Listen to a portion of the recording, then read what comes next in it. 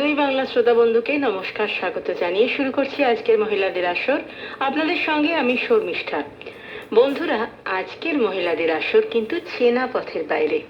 অর্থাৎ আপনারা তো জানেনই যে এমন অনেক মানুষ আছেন, বিশেষত আমাদের মতন অনেক মেয়ে আছেন, মহিলা আছেন, যারা ঠিক চেনা গণ্ডির মধ্যে তাদের কাজ করেন না, হয়তো অনেকটা বাইরে, অনেকটা অন্য রকমের কিছু করেন, যে জন্যে আমরা তাদেরকে ভালোবাসি এবং তাদের কাজের জন্য আমরা অনুপ্রেরণা পাই, আমরা খুব গর্বিত হই তাদের কাছে। তো সেরকমই একজন মানুষ আমার আজকের অতিথি, শ্রীমতী সুরভি নাথ। তিনি যে কাজটি করেছেন একেবারেই আমাদের চেনা পথের অনেকটাই বাইরে। একটা সময় ছিল অবশ্য এরকম কাজ আগে মানুষে করতেন, এখন হয়তো অনেকে করেন, কিন্তু আমরা সব খবর তো সবসময় পাই না। তো আমরা সুরভি নাথের যে কাজের কথা জেনেছি সেটা হলো তিনি বিদ্যালয় স্থাপন করবেন আমাদের একটি প্রত্যন্ত এলাকায়, যেখানে শিক্ষার আলো হয়তো সব ঘরে পৌঁছয়নি, সেখানে শিক্ষার আলো ঘরে ঘরে পৌঁছে দিতে তাদের একেবারে যারা কুঁড়ি, সেই সমস্ত বাচ্চাদের শিক্ষার অঙ্গনে এনে তাদেরকে উন্নত মানুষ তৈরি করার কাজে ব্রতী হয়েছেন এই সুরভি নাথ, আমাদের আজকের অতিথি। সরাসরি চলে যাব তার কাছে। নমস্কার, আকাশবাণী মহিলাদের আসরে আপনাকে স্বাগত। নমস্কার। আচ্ছা, আমরা জানি যে আপনি একটি অভিনব কাজ করছেন, খুব ছোট বাচ্চাদের আপনি শিক্ষার আলো দেখাচ্ছেন। তো এই যে আপনার জার্নি, সেই জার্নির শুরু থেকে যদি আমাদের একটু বলেন। প্রথমেই একটা কথা বলি, একদম ছোটদের নিয়েই কাজ শুরু করেছিলাম। কাজের পরিধি একটু বেশি বেড়ে গেছে, বিস্তৃত হয়েছে। আগে যেমন ছিল, শুরু হয়েছিল একেবারে ছোট বাচ্চা, 3+ এজের বাচ্চাদের নিয়ে শুরু করেছিলাম। বর্তমানে সেই ক্লাসটাই বাড়ছে, 7ম শ্রেণী পর্যন্ত আমার বিদ্যালয় এখন চলছে। এবং এইগুলো আমি যে জায়গায় কাজ করি, প্রথমে শুরু করেছিলাম 3 জন দিয়ে জার্নিটা, এবং বলতে পারেন মনে হয়েছিল যে একটা করা দরকার এই জায়গায়। তো সেটাও একটা পারিপার্শ্বিক পরিস্থিতিটাও আমাকে এইদিকে পাঠিয়েছিল কিছুটা। আচ্ছা, এই অর্থে শুরু হয়েছে 2009 সাল থেকে শুরু হয়েছে আমার জার্নি। তার আগে কিন্তু প্রস্তুতিটা বেশ অনেকটাই ছিল। ছোট থেকে একটা বলতে পারেন মনের একটা বেশ ইচ্ছে ছিল। আমার পড়াশোনাটা যেভাবে করা দরকার ছিল বা করতে পারতাম, সেই জায়গাটা অনেকটা হ্যাম্পার হয়, বা আমার মনে হয় আমি আরো অনেক কিছু করতে পারতাম, সেগুলো সেই সময় সুযোগগুলো আমার কাছে আসেনি। পরবর্তী সময় করেছি, শিখেছি, কিন্তু ওই সময় সেই মিস করেছি যে ব্যাপারটা আমি কিন্তু আজও ভুলতে পারি না আর কি। সেই জায়গা থেকেই একটা জন্ম ফুলে। তো আমার মনে হয়েছে যে যে সমস্ত আমি কাজ করি যেখানে প্রত্যন্ত এলাকা, তো এখানে অনেক মধ্যেই অনেক প্রতিভা আছে, যেটা তার প্যারেন্টসরা জানেই না, বুঝতেই পারে না যে এই বাচ্চাটাকে এদিকে লিড করলে এ অনেক দূর এগোতে পারবে, এটা তারা রিয়েলাইজ করতে পারে না। তো সেই সমস্ত বাচ্চাদেরকে বিনে পয়সাই বলতে পারেন এই ধরনের পরিষেবাগুলো দিয়ে থাকি। পড়াশোনার জন্য, পড়াশোনার সাথে সাথে এগুলো দেওয়া হয়, ওগুলো কোনো টাকা নেওয়া হয় না। শুধুমাত্র পড়াশোনা, ধরুন টিচার তো আমাকে এক্সপ্লেন করতেই হয়, টিচারকেই নিতে হয়, তাদেরকে একটা মিনিমাম স্যালারি পেমেন্ট করতে হবে, তার জন্য ভীষণ কম একটা মিনিমাম একটা অর্থনৈতিক সাহায্য প্যারেন্টস এর থেকে নেওয়া হয়। তো সেক্ষেত্রেও বলা হয় যদি কোনো সমস্যা থাকে অবশ্যই জানাবেন, আমরা চেষ্টা করি তাদের সাহায্য করার। যে কোনো ক্ষেত্রে বাচ্চা যদি করতে চায়, প্যারেন্টসরা যদি রাজি থাকে, আমার কাজের ক্ষেত্রে কোনো রকম আমি ভীষণভাবে স্যাটিসফাইড হই তখন, যে না, হ্যাঁ, ওকে করাতে হবে এই জায়গাটা। মানে শত বাধা সম্মুখীন হলেও আপনি কিন্তু এই কাজটি করবেন। হ্যাঁ হ্যাঁ, এটা আমি করতে চাই আর কি, এটা আমার ভালো লাগে বলতে পারি। নিশ্চয়ই নিশ্চয়ই। আচ্ছা, এই যে আপনি প্রথমেই বললেন পারিপার্শ্বিকতার চাপ ছিল একটা, হয়তো আপনি একটা সময় যেটা করতে চেয়েছেন করতে পারেননি, তো সেটা কি রকমের চাপ যদি আমরা একটু শুনতে চাই। পারিপার্শ্বিক চাপ বলতে যখন শুরু করি আমি এই জায়গাতেই, আমি যেখানে কাজ করছি বর্তমানে, সেটা আপনি জানছেন, বললামই প্রত্যন্ত একটা এলাকা। এছাড়াও অন্তত 1 কিলোমিটার বা 2 কিলোমিটারের মধ্যে আরো বেশ আমার মানে সারাউন্ডিং, মানে দিকেই, চারদিকেই আর কি, অনেক অনেক স্কুল আছে, যে স্কুলগুলো মানে প্রতিষ্ঠিত স্কুল বলতে পারেন। আর সেই সমস্ত স্কুলের সাথে যে আমার যোগাযোগ নেই বা এই ধরনের একেবারে পছন্দ করি না এমন ব্যাপারও নয়, কিন্তু আমি যেহেতু আগে প্রফেশনালি স্কুলেও আমি করেছি আর কি, সরকারি বলুন বা বেসরকারি বলুন, দুরকম স্কুলেতেই করেছি। তো মানে কি করতেন, পড়াতেন?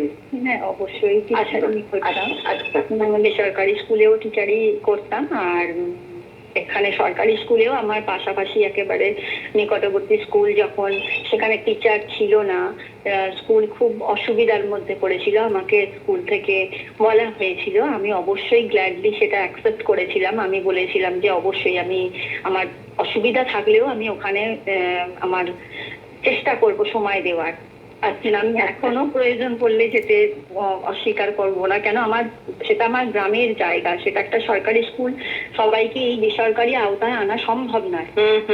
সমস্ত বাচ্চার কথা ভাবতে হবে, আমার তো ভাবনাটা ওখানে, মানে স্টুডেন্ট হেলথ, মেন্টালি, তার টোটাল এনভায়রনমেন্টটাই এমন যেন হোক, সে যেন এগিয়ে যেতে পারে, হতে পারে সে পড়াশোনা নিয়ে হলো, কিংবা ছবি আঁকা, নাচ গান, হোয়াটএভার।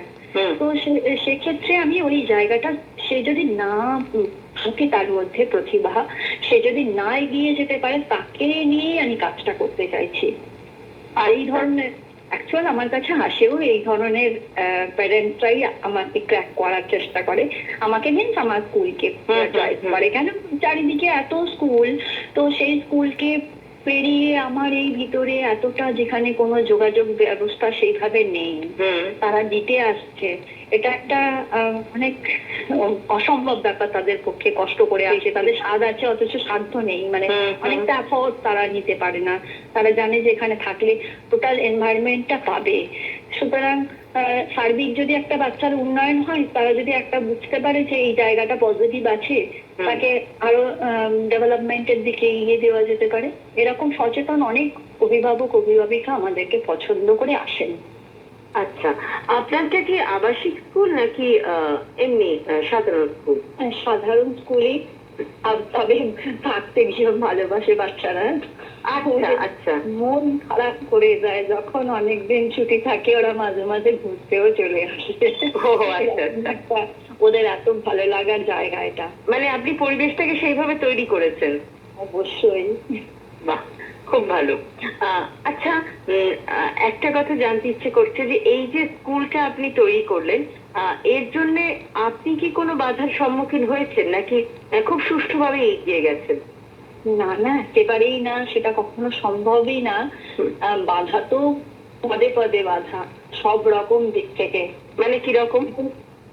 সব রকম, সামাজিক, অর্থনৈতিক, রাজনৈতিক, সব রকম সমস্যার সম্মুখীনই হতে হয়, তারই মধ্যে এগিয়ে যাওয়া, মানে সবকিছু মিটিয়ে সবার সাথে আলোচনা করে বিষয়টাকে মধ্যস্থতা করে এগিয়ে নিয়ে যাওয়া। সবচেয়ে বেশি অর্থনৈতিক সংকটটা খুব বড় সংকট। এই ধরনের পরিষেবা দেওয়ার জন্য অনেকটা অ্যামাউন্টই খরচ করতে হয়, সেই জায়গাটা কিছু সাপোর্ট পেলে আমরা আরেকটু এগিয়ে যেতে পারি, কিন্তু সেই ধরনের সাপোর্ট এখনো পর্যন্ত পাইনি, আসেনি। ইভেন আমরা বলছি, আমি নিজে ব্যক্তিগত ভাবেও কিছু অন্যরকম কাজ করি, বা আমার হাজব্যান্ডও কাজ, মানে উনি একজন চিত্রশিল্পী। আচ্ছা, তো আমরা দুজনে মিলেই এই কাজটাকে পছন্দ করে স্কুলটা, আমাদের ভাবনাটা দুজনকারই একই জায়গায়, আমাদের ছোট থেকেই স্বপ্ন ছিল আমরা অনেক কিছু এগোতে পারতাম, সেই জায়গাটা যে পারিনি সেটা সবার মধ্যে ছড়িয়ে দেওয়ার জন্যই বলতে পারেন স্কুলের ভাবনাটা এসেছে। এবং আরো একটা বড় ইন্সপিরেশন, সেটা হচ্ছে আমার শাশুড়ি মা। তো শাশুড়ি মা বড় প্রেরণা আমার কাছে। তো উনি চেয়েছিলেন, মানে উনি আমাকে খুব একটা মিস করতেন খুব, মানে আমি যখন বাইরে জবে যেতাম উনি মানে চাইতেন যে আমার কাছাকাছি থাকলে ভালো হয়, কাছাকাছি কোনো সাহায্য। তবে এটা বলতেন না যে তুমি কাজ করো না, কোনো কিছু করবে না, বা যে কোনো ছোট কিছু কাজ করলেও উনি কিন্তু ইন্সপিরেশন দিতেন। কিন্তু ওনার মধ্যে একটা ভয় ছিল যে আমি যদি অসুস্থ হয়ে পড়ি, আমার যদি শরীর খারাপ করে, আমি যদি মৃত্যুর সময় আমার পাশে না থাকে কেউ, এরকম একটা ওনার মধ্যে একটা ভয় কাজ করছিল। উনি চাইছিলেন যে তুমি যা করো কাছাকাছি আমার করো একটু। তারপর ওনারই ইচ্ছে বলতে পারেন স্কুলটা আমরা যখন বলি উনি অনেকটাই বলেছেন যে হ্যাঁ করো তোমরা, মানে উনি বলেছিলেন আর কবে করবে, শুরু করো, এবার ওখান থেকে সরে এসে তোমাকে আর শুরু করতে হবে তোমার জায়গায়। এইভাবে উনি অনেকটা ইন্সপিরেশন। এবং মানে আমার শাশুড়ি মার নাম দিয়েই শুরু করা, ওনার নাম বিভা। আচ্ছা আচ্ছা, সেই অর্থেই ওনার নাম দিয়ে শুরু করেছি বিভাবন। উনি শুরুটা করেছেন, সঙ্গে ছিলেন, ভীষণভাবে প্রেরণা জুগিয়েছেন, স্ট্রং হতে শিখিয়েছেন, কিভাবে স্ট্রাগল করতে হয় অনেক কিছু বলেছেন। তারপর তো দুজনের পথ চলা, দুজনে মিলে চেষ্টাই করে যাই, মানে নতুন করে সাজানো, স্কুল ভাঙছে আবার নতুন করে নতুন ভাবে ভাবছি, ডে টু ডে আপডেট দিতেই হবে, না হলে বাচ্চারা পিছিয়ে পড়বে। শুধুমাত্র নাচ গান ছবি আঁকা দিয়েই তো আমি সবকিছু করতে পারবো না, তার সাথে সাথে যদি আমি কম্পিউটার ইনপুট না করতে পারি, নতুন নতুন অ্যাক্টিভিটিস যেগুলো আছে, ক্যারাটে, যোগা, এগুলো যদিও যোগা কিন্তু নতুন বলবো না, আমাদের টাইম থেকে চলে আসছে, সেটা অবশ্যই আমাদের এখানে ইনক্লুড আছে। এর সাথে সাথে আমাদের তাছাড়াও হচ্ছে আমরা চেষ্টা করি কোনো কিছু ইনোভেটিভ সায়েন্স প্রজেক্ট বানানোর, সেক্ষেত্রেও বেশ মানে দৃষ্টি আকর্ষণ করার মতন আমার বাচ্চারা কিন্তু এই ক্ষেত্রে বেশ পারদর্শী হয়ে উঠছে ডে বাই ডে, এটা ভালো লাগছে। মানে সর্বতভাবে আপনি শিক্ষা দিয়ে থাকেন? অবশ্যই অবশ্যই চেষ্টা করছি যাতে করে ওদের ইমপ্রুভমেন্টটা হয় এবং একটা ভালো জায়গা তৈরি হয়, যে জায়গা থেকে মানে মানুষ ভালো লাগবে যে হ্যাঁ ওখানটা, ওই জায়গাটা থেকে গেলে আমি শিখতে পারবো। আমার জায়গাটা টোটাল এনভায়রনমেন্টটাই সেভাবে, চারিদিকে কিছু শেখার কিছু আছে। প্রকৃতি এমনি সবসময় আমাদের শিক্ষা দেয়, ঠিক সেটা যদি আবার শিক্ষণীয় আকারে একটু গুছিয়ে দেওয়া যায় সেটা আরো ভালো হয়। চেষ্টা করছি ওইভাবেই চলার। আচ্ছা আচ্ছা, এরা তো সপ্তম শ্রেণী পর্যন্ত আপনারা উন্নীত হয়েছেন বললেন, এরপরে এরা কোথায় যায়? মানে এরা নিশ্চয়ই বোর্ডের পরীক্ষা দেয় বা তারও পরে পরে? এইরকম না, আমার স্কুল আস্তে আস্তে ইনক্রিজ করছে ডে বাই ডে। ক্লাস 5 ছিল, তারপর সেই স্টুডেন্টরাই এক্সটেন্ড করে 6 গেছে, 6 থেকে 7 যাচ্ছে, এই পর্যন্ত গেল। এরপর যদি আমি গভর্নমেন্ট যদি আমাকে পারমিশন দেন